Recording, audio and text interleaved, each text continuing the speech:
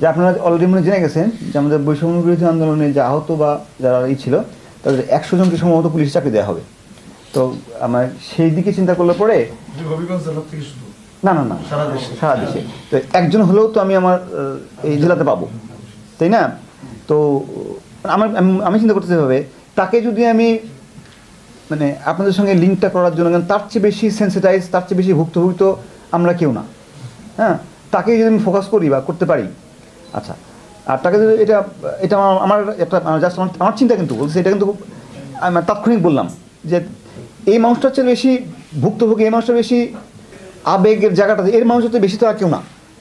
এটা রইলো, এটা একটা মানে চিন্তায় রইলো, যদি আমি যখন পাবো যখন তখন আমি এটাকে দিয়ে দেবো।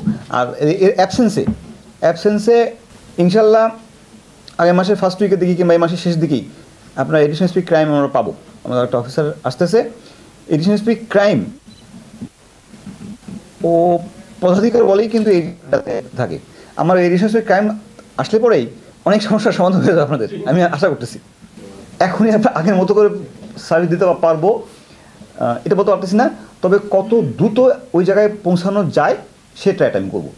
আর একটা বিষয় আপনি যদি বলেন অভিযানের বিষয়টা, আমি চেষ্টা করব যখন যে অভিযান হয় তৎক্ষণাৎ, হ্যাঁ, এটা বিকালের জন্য ওয়েট করার দরকার নেই, অ্যাটলিস্ট আমাদের মেইলে বা হোয়াটসঅ্যাপে আমাদের গ্রুপে যেন দিয়ে দেয়, মানে এটা মানে সন্ধ্যাবেলা দেওয়ার দরকার নেই, যখন ইনফরমেশন পাওয়া যায়।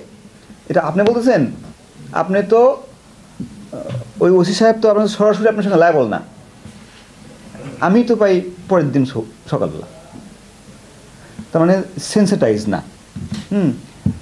এটা এই ঝামেলা একটু আছে, এটা অস্বীকার করার উপায় নেই। তবে আমরা এটা ইনশাল্লাহ ওই টিমটা হয়ে গেলে পরে দ্রুততম সময়ের মধ্যে দিয়ে দেবো, কারণ দিতে পারলে আমার লাভ। আবার অনেক সময় আগে দিয়ে দিলে দেখা যাচ্ছে যে গ্যাপ থাকে, কিছু তথ্য পরে আবার আসে, জন্য একবারে দিয়ে দেওয়াটা একটা প্রিলিমিনারি আমরা যতটুকু ওই গ্যাপগুলো পূরণ থাকে না, দেওয়া যায় আর কি এটা।